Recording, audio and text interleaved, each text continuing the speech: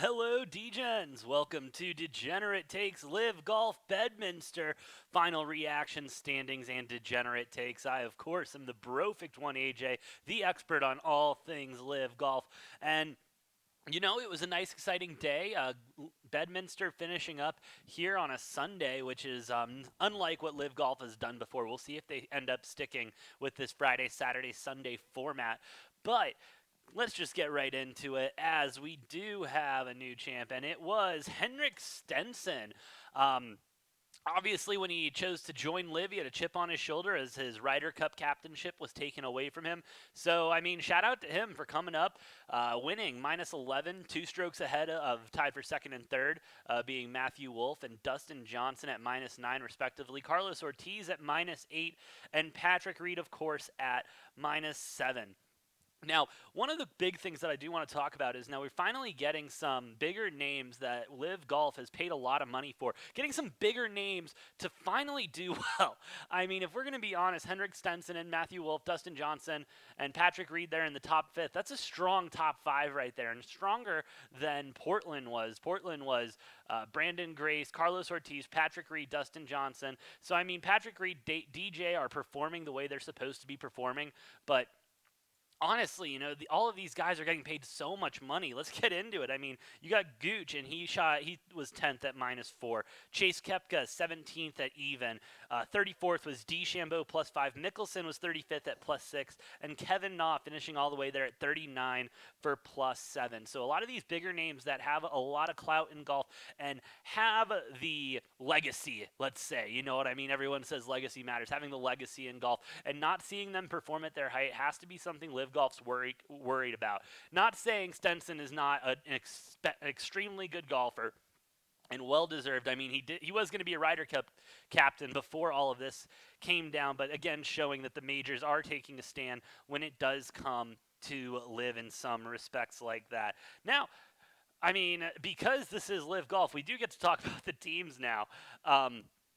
And the team format and who won that. So if you're a fan of the Four Aces, you got the win at -25, a pretty secure win there for the team of Gooch, Johnson, Perez, and Reed.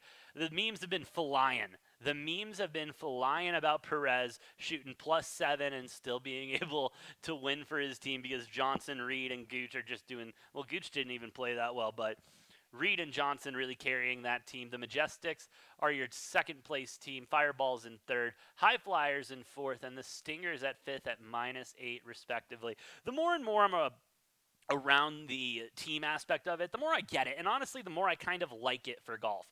I know I've been, shitting on the team names and everything like that because it sounds like a third grader came up with them. And I'm not saying that a third grader didn't come up with these. But the format for being a team sport, making golf a team sport, I think does give you something else to watch because instead of, me being a degenerate gambler as I am, betting on one guy to hit, win the round or one guy to win a pairing or something like that, a team format and being able to then bet on those teams allows me then to be in it for longer. Majestics, Fireballs, High Flyers, and Stingers, and Aces were all kind of trading their back and forth. The Niblets, who ended up coming in 7th, were dead last at the end of day 1. So really, the team aspect of it, especially with all these different golfers, really gives, a different edge to it. And I honestly think if they maybe lean in a little bit more to the team side of it, they could be looking at a much different product and a better product. Not saying that they obviously need the individual stuff. They need the individual points, the individual winners, and everything like that. However, if they lean in a little bit more to the team aspect of it, like I think we will see next year in 2023 when they revamp it, it could get a lot more exciting. It could, especially with the teams now being able to go get their own sponsorships and make their own deals and stuff like that. This is going to get interesting. The team aspect is going to get a lot more interesting, and I think will become a more normal aspect of it. We get the Ryder Cup every year where that involves teams, and so this is just taking that format a little bit further, and I'm a fan of it. I will say I'm a fan of it and what it does to golf. I'm a team sports guy. All I do is talk about football, baseball, soccer, lacrosse, hockey, all those are team sports. Don't really talk about any individual sports because it's hard to, get to know every single guy and be able to bet on them. But if I can start betting on these teams and seeing the average of these teams on certain types of courses, is that makes a much more better betting experience for me and all of those involved. And so I'm excited to see that. And also, I'm looking for the sports books to get that regulated. You cannot yet bet on a team to win in the LIV series. Obviously, regulations and everything are different for every state, so that will be a little bit harder down the line. However, if they can stick with this team aspect, I think LIV's going to be doing nice. I really think LIV will be doing nice. One thing I do like to keep track of when it comes to LIV is the watch numbers, because obviously not being on any major streaming platforms until they get on the DAZN, which is reportedly going to be their streaming partner coming next season. As of right now, you can only find their content on YouTube and their website. I checked periodically throughout the weekend, and the most common number I will say I saw was 16,000. I would say a strong 16,000 committed and watched the LIV Tour. When I tuned in tonight for the final, it was easily in the 45,000 people watching. So LIV's doing something right, especially when it comes to the end of golf. You did have the end of oh my God, the Rocket Mortgage Classic this weekend around the same time. And so LIV really going head to head with PGA, even on some of these lower level tours, is something that we're going to see. I don't think we're going to see a ratings war by any means necessary, because at some point golf fans are golf fans and they will watch golf. However, LIV doing their best to try to grasp the younger generation, my generation really, and making them interested in golf and their type of golf. I mean, we could see something come about that. If you go on any social media and you follow any of these younger golf channels, my age golf channels, you see all of these guys there at the LIV, asking questions, messing with the guys and stuff, because in the PGA, it's all so strict, it's all so proper, it's all so done. And LIV is coming in here and really just trying to re-energize golf. They have a fucking concert. The Chainsmokers were playing after the last round tonight. I mean, what? PGA would never do shit like that. They could never dream of doing shit like that, because in their eyes, it's spitting in the face of golf. No, LIV is unfortunately bringing golf into the 21st century and making it a hell of a lot more enjoyable and easier to watch than the PGA, unfortunately. Now, don't get me wrong. I will always take the entire weekend off for the Masters, sit my ass in the couch, and watch 10 hours of golf every day. I'm not saying I won't. What I am saying is it makes it a hell of a lot easier to plan my day watching golf when I know I'm only going to be investing about the time of a football game, maybe a football game with a little bit of overtime in it.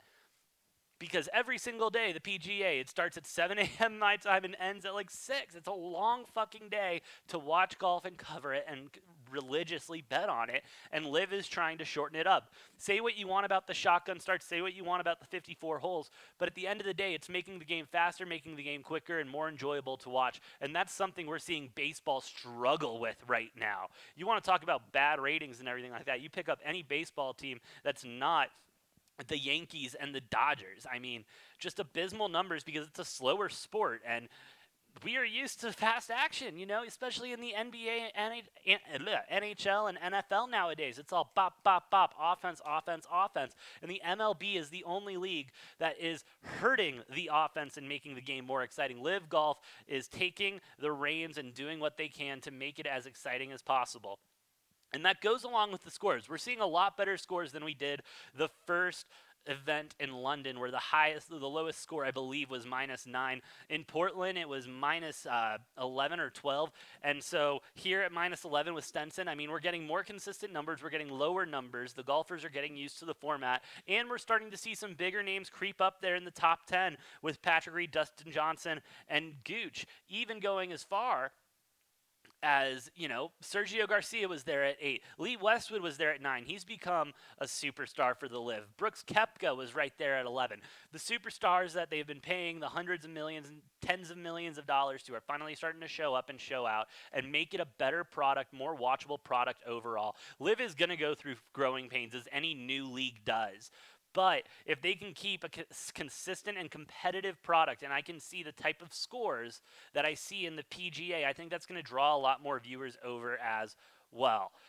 Obviously, the majors are still king. Majors are still king, and LIV Golf is going to have to figure out that part. Augusta still hasn't said anything. In an interview with Greg Norman, you can see that video. I should have it floating around here somewhere.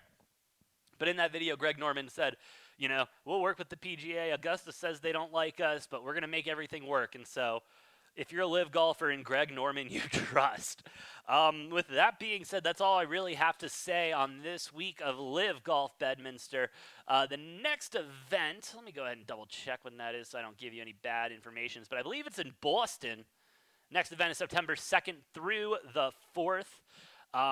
In Boston, Massachusetts. The one after that will be in Chicago at the middle of September, and then ending the season in Bangkok and Jeddah in October, and finally end of October in Miami for the last go about it for LIV in their first year. We'll still be here. We'll still be covering all of that action. So if you like the LIV content, please like, share, and subscribe down below. Help us fight that YouTube algorithm. And guess what? We got merch now, guys. That's right. We got Degenerate merch. So go ahead, check that out in the description down below. Buy a shirt, buy a hat. Help support the show. Any bit helps. We do appreciate it. Also, follow us on the Twitter show at DGenTakes, myself at Brofict1 for all the Degenerate takes and all, of my comments on LIV Golf, on lacrosse, on soccer, on baseball. I cover everything. It's what we do here at Degenerate Takes. But with that being said, it's been an epic weekend for golf. Thank you so much for listening or watching, however you do it. And I've been the Brofict1 AJ, and we'll see you next time on Degenerate Takes.